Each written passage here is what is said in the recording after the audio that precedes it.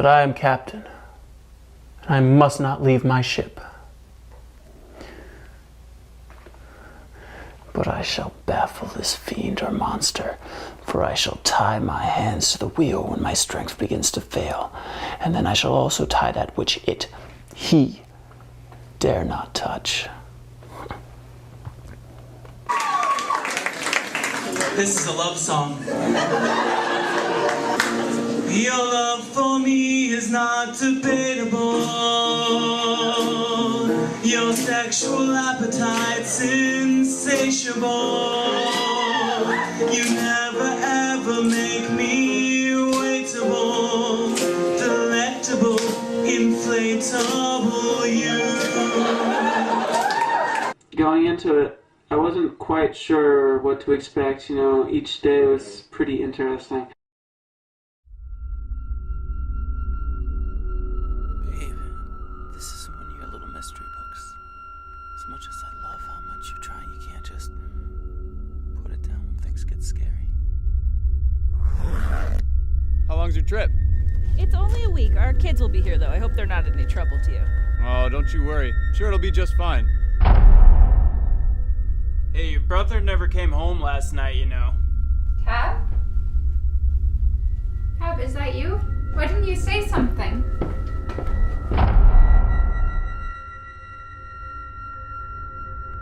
There's someone there right by the side of the road. Who? Some old guy. He was staring right at me. That was a fancy fucking way to say hi. If I could have shaken my hand without, the knife. Look! What are you doing? Get in the door. It's probably Tab. No, he knows we leave it open. He'd just come in. Shouldn't we see who it is first? Oh, nothing ever happens here. Nothing ever happens here, right, Jess?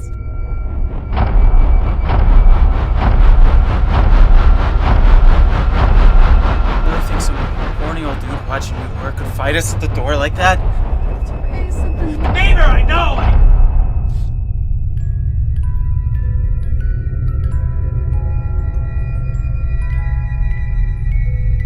Hey, you alright in there? I'm sorry about scaring you earlier. The mate was right to jump overboard.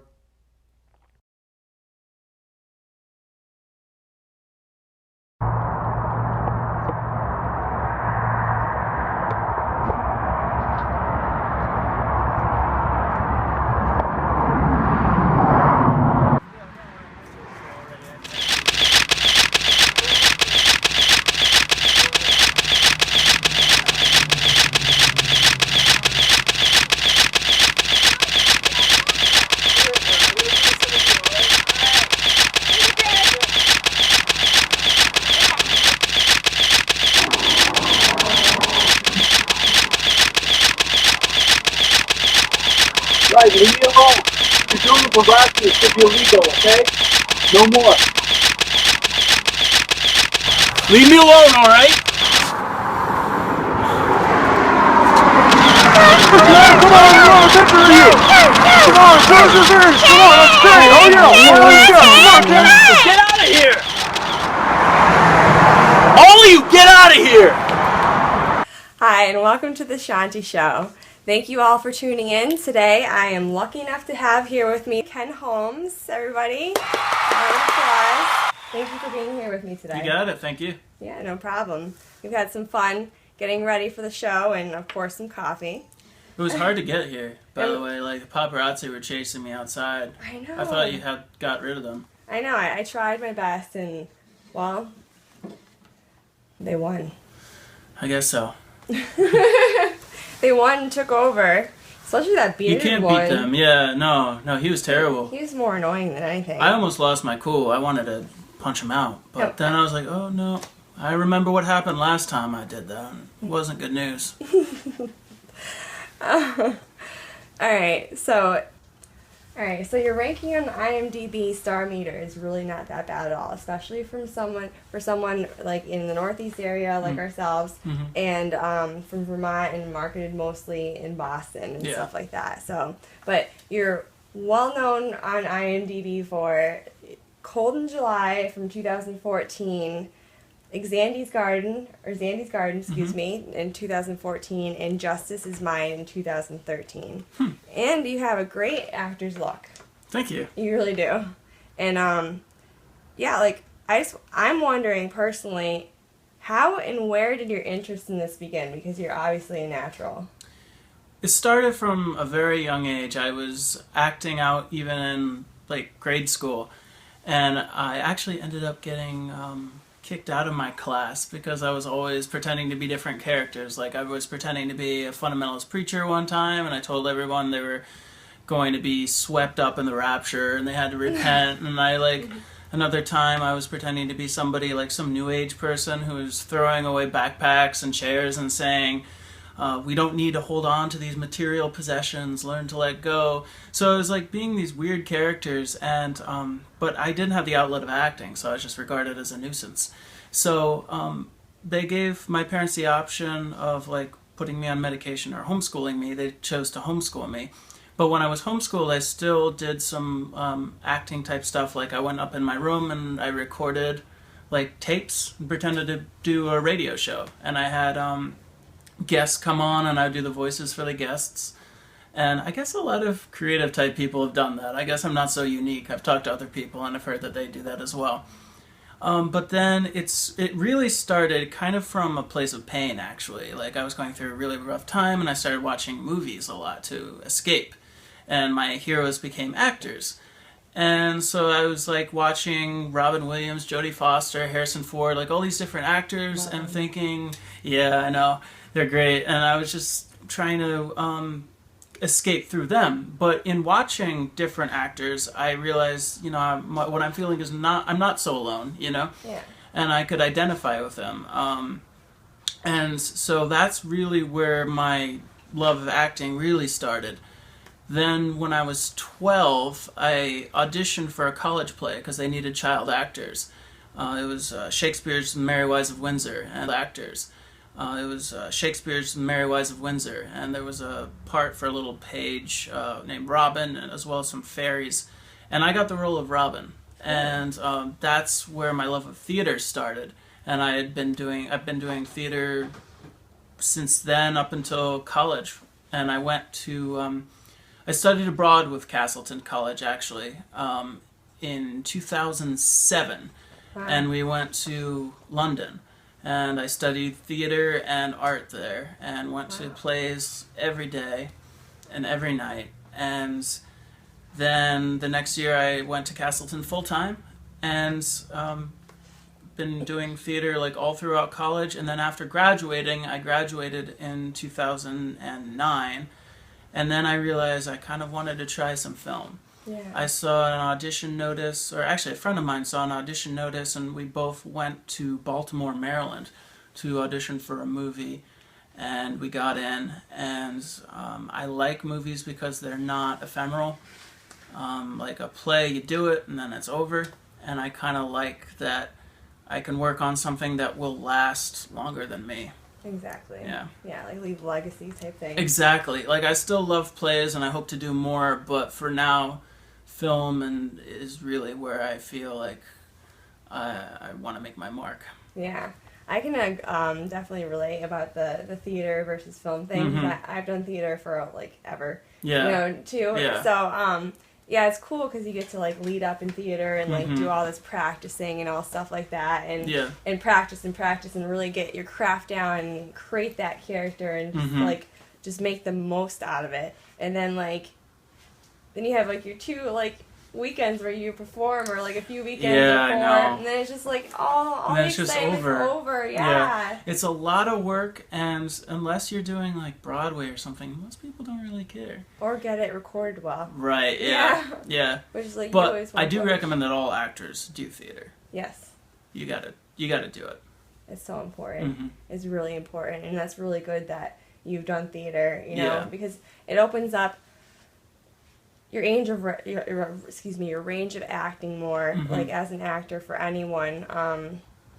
Just because in theater, like obviously, like you have to overact because you're on stage, and like your audience is kind of far away and can't necessarily always see what your facial expression is doing. Yeah, you know, and you want to make it dramatic because it's theater, you know. So it's like it's a little bit different. But then in film, I've touched on this a few more times, or I've touched on this a few other times with a few other guests. Like, you know, especially when they do close-ups, you don't really have to act that much. Right. You know, you have to like Very tone it minimal. down. Yeah, I've had to tone it down a lot of times, but Yep. because I've like overacted. But it's always good, I think, to overact than underact, because then they can always tell you to tone it down. So Yeah. I'm sure you've come across that. Yeah, no, definitely. First time I ever acted on camera was for a film, acting for the camera class back in college, and I had only done theater, so I was just acting normal for me. But then when I watched it in class, I was so over the top, and I realized how much the camera picks up. It's incredible. It is. The camera really knows when you're lying. That's one of the things I love about film, is it's got to be absolutely real. Yeah, it does. It can't be just like lines being read. There has to be like soul behind it. Mm-hmm. And, you know, like just an element of like, or aspect of like in the moment, you know, and just letting things flow naturally in terms of like body language, or adding an extra like or line or hand gesture. You Right, know? yeah. With on the stage, a lot can get lost if you underplay it. Yeah. But on camera, like, it can pick up stuff that you didn't even know you were doing. Yeah. Like this, I don't know if this is even appropriate. You can edit it out if you want. But there was a movie I did where I was playing this jock, and I was telling my roommate to leave the room because a girl was coming back, and I wanted to work the magic. And I was just saying the lines, like I'm lying down on the bed, and I guess I stretched a little bit when I was saying the line. I didn't even realize I was doing it. I was just saying it, and it came naturally. But on camera, like, I'm like lifting my crotch up when I'm saying it, and it's like, oh, okay. And it was totally a laugh moment. But I didn't even pick up that I was doing it until I watched it. Yeah. On stage, that wouldn't have come across at all, because it was so small. Yeah, exactly. It's just like a very small little movement. Yeah. That's funny. That's cool. So, since one of my previous guests, Dave, and you share a credit together, Dave Allen, and Elixir. Yep. I wanted to know more about your character Hartley, and like, did you enjoy that role? And then, if so, what did you like about it? So it's kind of a 3-part question. Okay. Yeah, I did. So Elixir is a futuristic movie about this corporation that wants to privatize water, and it's based on the Nestle tea company, because they want to, I guess, put a patent on some water. And so it's about this corporation, and they put a patent on all water. So water is no longer free. You have to pay to drink water. It's not a human right. It's a privilege. Privilege, right? Exactly. That's actually one of the lines. Oh. It's not a right. It's a privilege. Something like that. I remember that from the trailer, I think. Oh, okay. Yes, Okay. There you go. Yes. Sparks okay. are flying, you Cool. guys. Cool. Cool. Go ahead. So I liked the story. A friend of mine who is a lead actor in that movie, named Sandy Gartner, emailed me and said that they needed 2 actors to play 2 different, really small roles, 2 bad guys who work for the corporation. Asked me if I was interested. It was filming in Vermont, and I live in Vermont, like I have a house in Vermont, so I was like, sure, whatever, it's close. So I emailed the director, Matt Lipke, and said I heard about this role from Sandy Gartner. I'd be interested in taking on one of the roles. And he sent me the script. I read it. I really liked it. And I said, yeah, I accept. And he gave me the option of which part I wanted to play. And I chose Hartley because he had a few more lines. Not really a whole deep reason for it. But it was a small part. And I guess the challenge in playing any small role is like, what can you do with it? How can you make it stand out? Yeah. With a lead role or a supporting role, I feel like it's a little bit easier because a lot of it's in the script. You know, obviously you're doing a lot of work, like not all of your performance is in the script. But with a smaller character, you have even less to work with. Yeah. And so I really had to work on, like, what can I do to make my character stand out? I didn't want him to be just a mindless drone. I could have played it that way, but I didn't think it would be interesting. At the time, I had a beard, so I was like, okay, I'll work with this. I have a big bushy beard. I decided to give him some nervous tics, kind of like a raspy voice, and instead of just somebody who works for the corporation, I made him kind of a psychopath that enjoyed hurting people. Oh, cool. So I do stand out as just purely evil in that movie, even though I have a small part.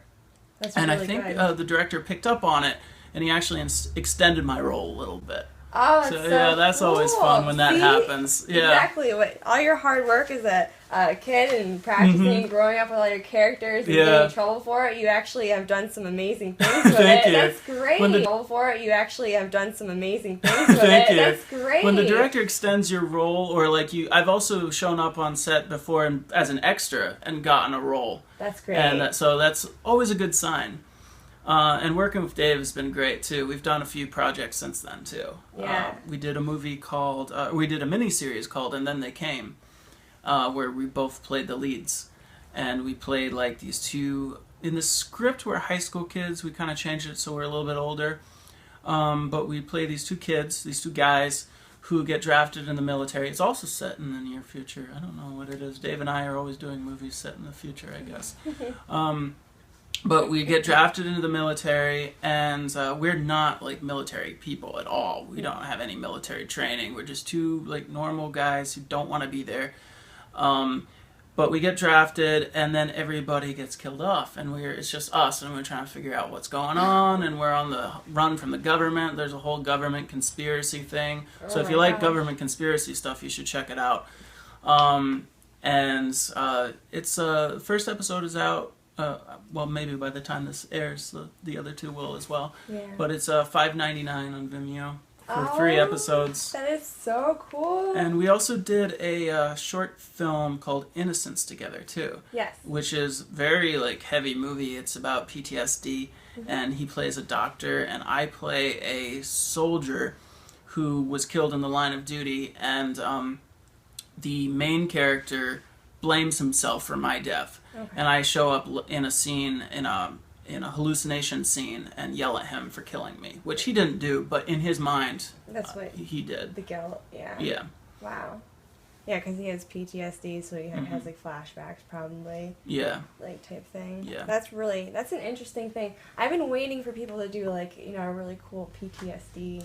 Yeah. Like film or series or short film. I'd like to see that. I believe the director wants to do a feature from the short. Like he did the short to gain, or maybe a feature, or maybe a TV series. I'm not sure which. Yeah. But he wants to do a larger project. Yeah. If it gains some interest, and I think he will. I think it's always fun to play like roles like that are like really deep. Yeah. I haven't really. I mean, yeah. I've had a chance to play a role kind of deep, close to that, but more along the lines of just ruthless killing. Oh, just malicious. Just malicious, like revenge. Yeah. Too much action to, pack in. Yeah. Those are fun too, though. You get to get out some of that aggression. Yeah, exactly. Yeah. People say I'm a nice person, but it's because I get to play those kinds of roles sometimes. Yeah, you get all your anger out. Yeah. Oh, and I should also plug that Dave and I are working, or we will be working next year on a feature called Six Below with the same filmmakers who did And Then They Came, Cameron Gallagher and Greg Boyer. So That's very cool. Congratulations. Thanks. I'm excited about that. That's really cool. What was your most challenging role to date? Let's see, I've done a few. I'm going to work my way through and see if I can think of what my absolute most challenging was. One of my most challenging was I played a character called Nathan in a horror movie called Nobody's There. And the movie is about a couple. I played the boyfriend, and my girlfriend, my girlfriend and I were staying at her parents' home, and these psychopath serial killers came and started killing people in the neighborhood, and they were like torturing us and trying to kill us. And I found that role, the role of Nathan, to be challenging because he was kind of the dopey, all-American, like he wasn't a smart guy, he was just like kind of a jock. And that's not really my level of expertise. Like the dopey boyfriend roles are not really my thing. I'm more of like the tortured soul, or I could have done the serial killers easy. I've done that plenty of times. Or like somebody who's really eccentric. So playing somebody who was normal and just like the boyfriend, it didn't really come naturally to me, so I really had to work at that. Yeah. I think it came out okay. I liked the movie a lot, but it didn't. It was definitely a kind of a challenge to do that. Did you have any love scenes or anything? It's some kissing scenes, yeah. Was that fun? Yeah, that's always fun. Was it awkward or? Not really. Yeah. Not really. Because like I knew the actor pretty well, so That's good. yeah. Yeah. I've done my most awkward love scene. It wasn't even a love scene. It was just a short little kiss, but I didn't really know the person that well. I know her now pretty well, but at the time I didn't know her that well. And it was also an improvised movie, which made it more awkward. Yeah, because you didn't expect it. Yeah, and there was like, the most awkward part of that was I had to tell, this was a movie called All For You. It's actually a really good movie. Yeah. But I told there was a scene where I have to tell the girl, I love you. And she didn't, the director told me to tell her that, but he didn't tell her I was going to say that. Mm-hmm. So I said, I love you. And then she just doesn't respond. And I'm like, I think. It was very funny and very awkward. But yeah, Nobody's There was challenging. I did a play called Entree Gold, which was kind of challenging as well, which I played a teacher who goes to Montreal chasing an older teacher, and he answers the door to his hotel, and he's dressed in drag. Wow. And then it turns out, though, that my character has more secrets than this other character does. And that was a challenging role because the part I was playing wasn't necessarily sympathetic. He was because of the way I played him and the way he was written too, but his actions were not necessarily sympathetic. Like, he had taken advantage of some of the students, and it would have been very easy to demonize him. Yeah. And if the audience wants to do that, that's fine, but that's not my job. Mm-hmm. So that was challenging. I guess I would say the most challenging... I work with Brian Casey quite a bit, who you know. I love him. Yeah, he's great. And I love working with him because he tends to always give me roles that challenge me. Oh, cool. Yeah, he likes to push me out of my comfort zone. So he cast me in a short film that's in post at the moment called Tribulation. And I play this guy who was in... He was just released from a mental institution. And... he blames himself for the death of a friend. Mm-hmm.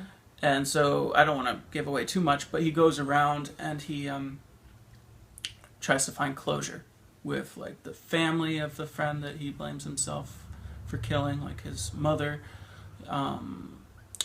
just miscellaneous people. And I just try to find like some closure and forgiveness and peace in my life. Yeah.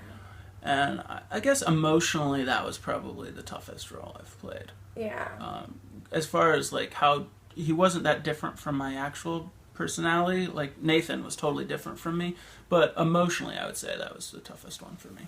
Yeah, you gotta dig deep for that, because yeah, I couldn't imagine being in that situation. No, it's tough. And I believe that neither of us have been. Mm-hmm. So right. It's like I feel like I'd have to study, other actors being that, or just really think about it, Mm-hmm.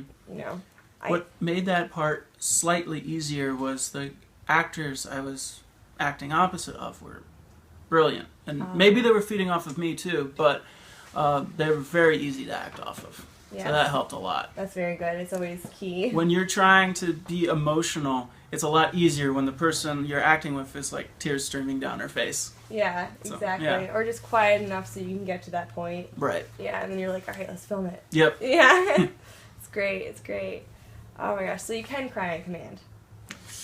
I struggle with that. You struggle with that? Yeah. Depends on the material? Yeah, like I just did a movie where I was supposed to cry on command, also with Brian Casey, and I didn't really pull it off, but I pulled off the emotion. But that's something I really have to work on, is crying on command. Yeah. It takes me a while. Yeah. So that's cool. But I get the emotion. Yeah.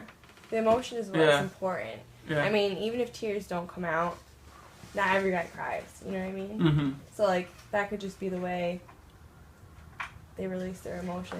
You Yeah. know? Because everyone's different. The camera does pick up a lot too. Like It does. sometimes I don't think I was crying, but when I actually watch the footage, the footage, it does look like I'm crying. Yeah, your eyes probably watered. Yeah. Yeah, that's good. That's good.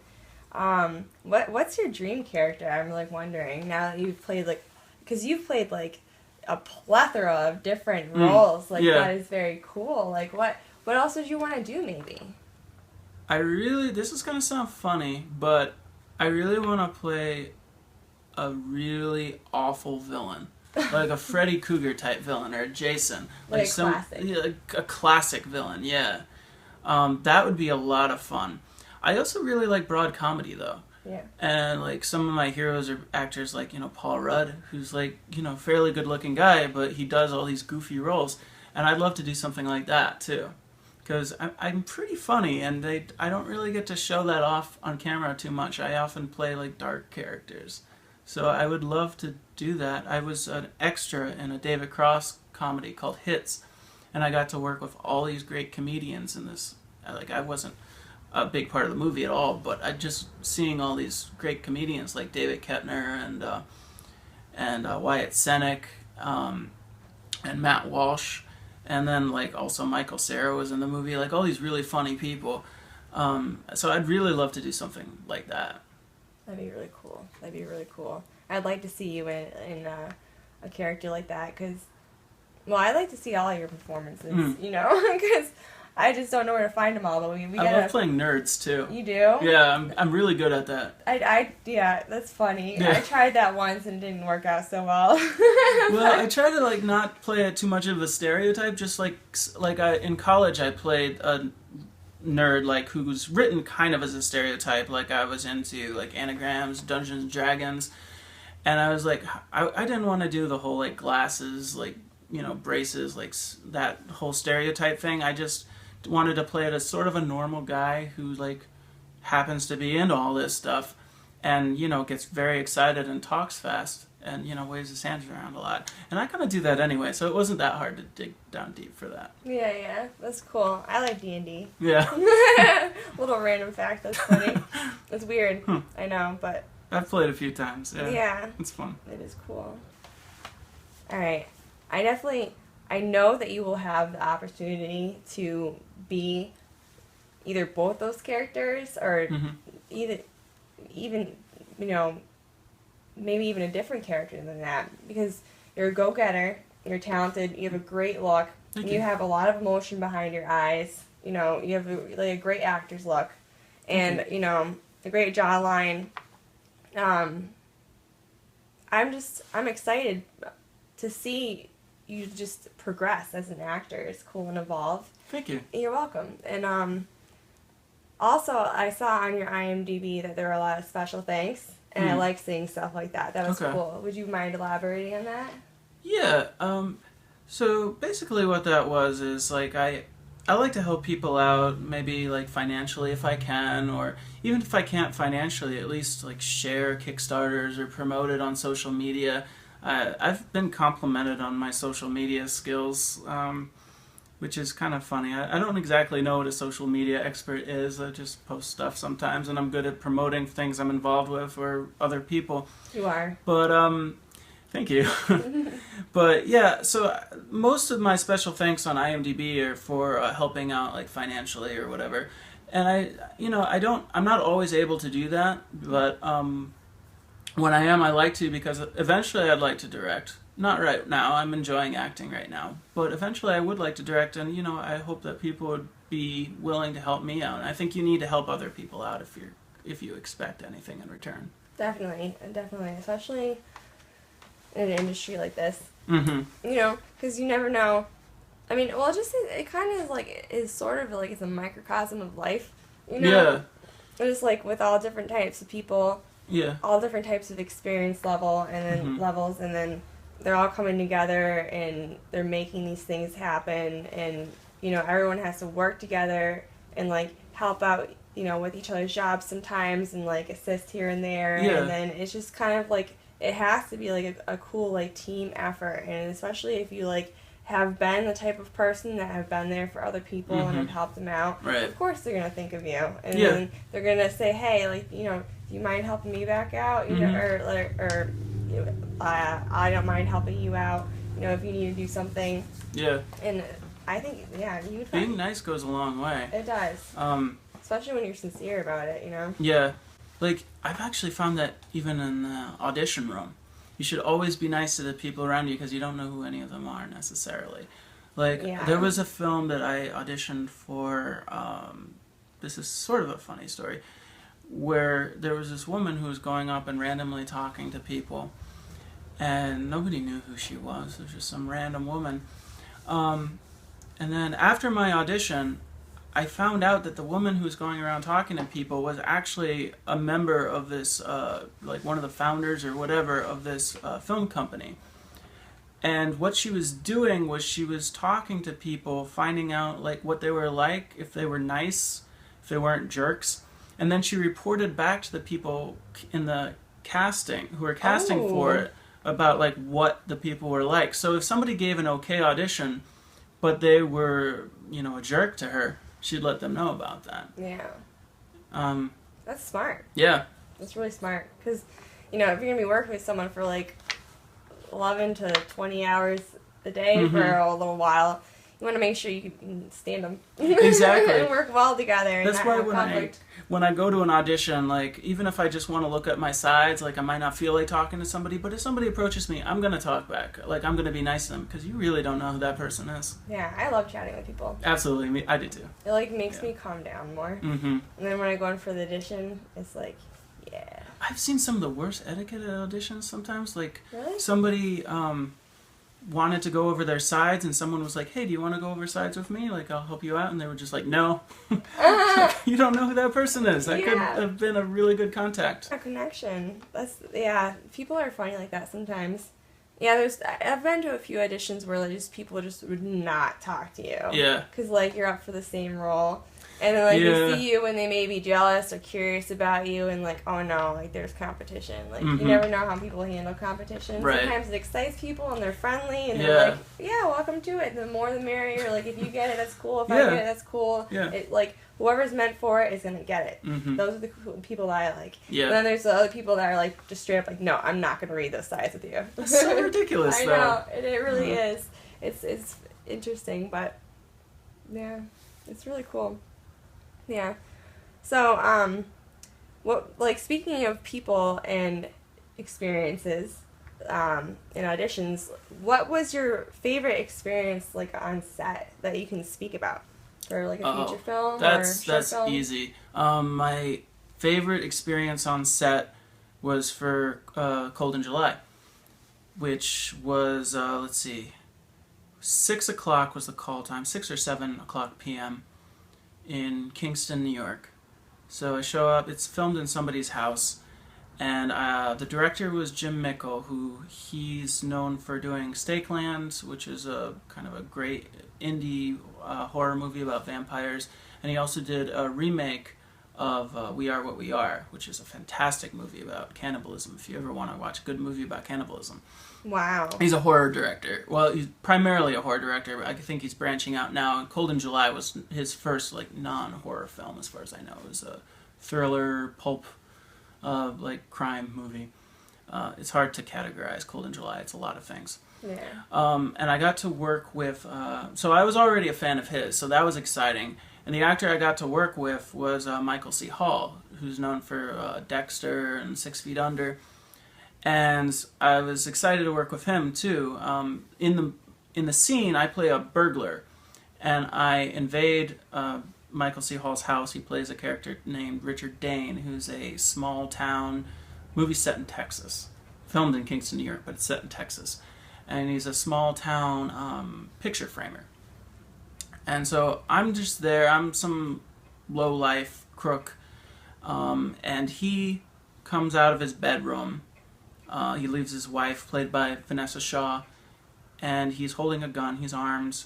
I'm not. We just stare at each other. and grandfather clock goes off. It startles him, and he accidentally pulls the trigger and shoots me, and then I just fall back on the couch. And then the movie escalates from there. He feels terrible about it, but he's applauded as a hero because he was defending himself, but he's like, I'm not a hero, my finger slipped. Mm-hmm. It's a really great, thought-provoking movie. Yeah, it's nice. But I filmed all night, from like 6 or 7 o'clock to the next morning, 6 a.m. or whatever. And it was really fun working with Michael, too, because his process kind of reminded me of my own, because I like to stay focused in whatever the mood of the film is. Mm-hmm. Like, I'm not a total method actor. Everybody's different. I don't want to bash it, but I think it's kind of ridiculous to talk back in your character. Like, I like to keep the mood of the movie, but I'm not like, talking as my character. But he was very focused too. Like, and I felt like the two of us really worked well together because, I decided to keep it that way. Like, I didn't want to do the whole, like, hey, I loved you in Dexter. I wanted to just focus on what we're working on, and I could tell that's what he wanted to do as well. Mm-hmm. And, like, I'm obsessive about my work, and when I'm on set, I just like to focus. And he seemed to be that way, too, and maybe that's why we both play dark roles a lot in dark films, because that obsessive nature, I guess, comes across. Very focused. Yeah, very focused. And that was a lot of fun. And Jim Mickle was really cool to work with as well. He's a focused director, but also very collaborative. And he was talking with the actors, well, at least Michael and me, about, what works, and guiding us really well. And that was just an amazing film to be a part of. It ended up, I don't always know what a movie's going to be like when I'm on set. I just want to do my part, and whatever happens, happens. That's why I like to work on a lot of projects at the same time. So if something falls through or ends up not being that good, it doesn't really matter. I'm doing something else. Mm-hmm. I knew on this set that this was going to be a great movie. Mm-hmm. Like, I could just feel it. Mm-hmm. And it went to Sundance and got picked up by IFC, and it was up for like a Sundance Audience Award and was listed as one of the most underrated, or one of the best underrated films of that year, 2014. Wow. And so, like, thanks. Yeah, it was a great film to be a part of, and I've gotten fans from all over the world just from doing that little part. Like, I didn't even have any lines. It's just the opening scene, totally wordless. Neither of us speak, but it's just a very powerful scene. Yeah. With, like, a lot of emotions and stuff. There were a couple reviews that I took sort of as a little bit of a compliment, because they said the first part of the movie was great. It's like, the first part? I was in the first part. And you're like, thank you. Yeah. Pat on the back. Yeah, exactly. Yeah, you gotta do that from time to time. Mm-hmm. That's very cool. That sounds like a very interesting scene. There's some great actors in that movie, too. Like, Sam Shepard is in it, who I'm a big fan of, as a playwright, too. Yeah. And Don Johnson. As I said, Vanessa Shaw was in it. And Wyatt Russell, got to meet him. He's Kurt Russell's son, but good actor in his own right. That's cool. That's very cool. Yeah, a lot of notable people. Mm-hmm. Okay. So, I've seen you at networking events, I think, a few times. And I don't go to too many of them. Mm-hmm. But when I do go, I usually see you. And I see you all over the Facebook a lot. And sometimes in person. And I think it's great that you're so active. You obviously have a good or downright amazing business card. Thanks. Because you leave such a good impression, and you have been in so many films and always have so many projects going on, and you seem like you would leave an amazing first impression, Thank you. Yeah. And since you're so focused, do you find it necessary to be prepared in this industry, in regards to, like, roles, or sometimes do you just, like, when you're doing a lot of things and you're just kind of like, well, if this isn't going to be a good movie, I'll just try to, like, wing it, maybe experiment with it more, with acting, or try something new that you wouldn't usually take a risk doing in a film that you feel solid about? It's good to let go, but no, I think in general it's good to be prepared, though. if you're gonna work with somebody, know what their body of work has been like, so you sort of know what to expect. If you're going to an audition, sort of do your research on who the director is. Definitely try to do as much research as you can with the character. Yeah. I'll give you an example of a time I was not prepared. I went to an audition for this film. It was a fairly big film, and I was auditioning for kind of a nebbish. And I was like, okay, I can do that. But when I got into the audition room, it became apparent to me that they wanted more of like a Jason Alexander, like a George from Seinfeld type nebbish. Like I can do kind of like nerdy parts, like a Jesse Eisenberg, you know, or whatever. But like the fat slob, you know, type role, I can't pull that off. And so I realized I was just totally wrong for this role. And if I'd done my research beforehand, I would have realized before going in there that I wasn't right for this. But, you know, it's not all bad, though, to do that, because I got in the audition room, I got seen, and the director said that he liked me. So even though I'm not right for this, I might be right for something else. Yeah. But, so I don't know, it's a tough thing. But in general, I think you should do some research. Yeah, definitely. Especially when you go on set and, you know, you're going to be working with other actors, you definitely want to know who you're working with. Yeah, no, totally. Yeah. Let's see. So you've been in over 25 films and television shows. Wow. Seriously. Yeah. That's really cool. That's amazing. Let's see. Just kind of a workaholic. It's just good to keep busy. Yeah.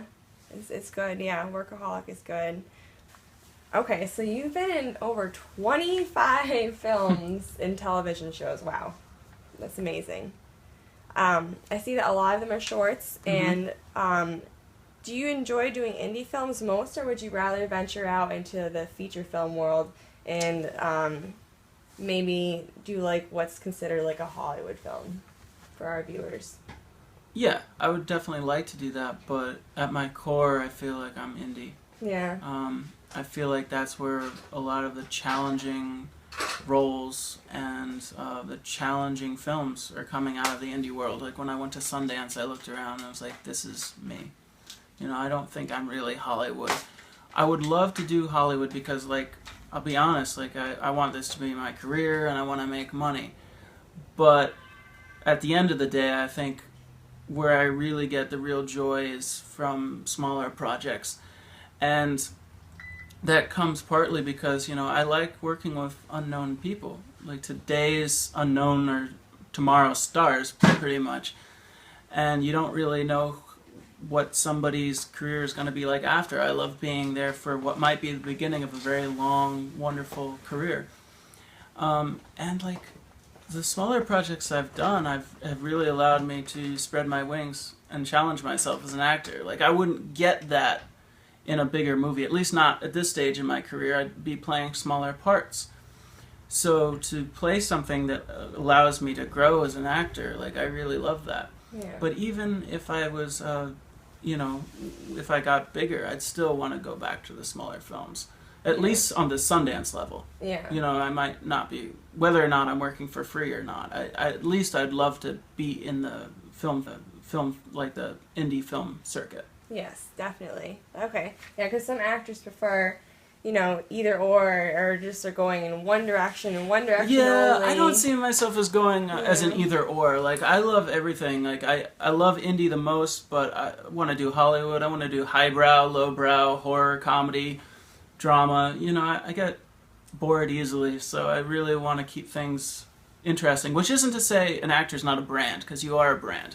Like, I know what my strengths are, but I'd like to occasionally branch out. Yeah, definitely. And just become like that, like, well-rounded actor. Mm-hmm. Yep. You know, that's like a household name type that can, like, really play anything. I mean, Right. A lot of household names are very stereotypical. Like, Brad Pitt always usually played, like, the hot guy. Mm-hmm. Or, like, the guy in action movies. But like, even he did, yeah. like, Benjamin Button. Exactly, So, true. yeah. He did, like, some other roles, so he did branch out. But Right. that's another great example of, like, what you want to do. So, like, Right. that's pretty cool. So, yeah, definitely. And, so,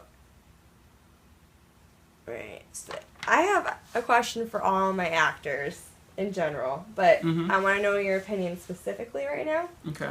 And I think this is important to the industry, and other people wonder about this as well. All right.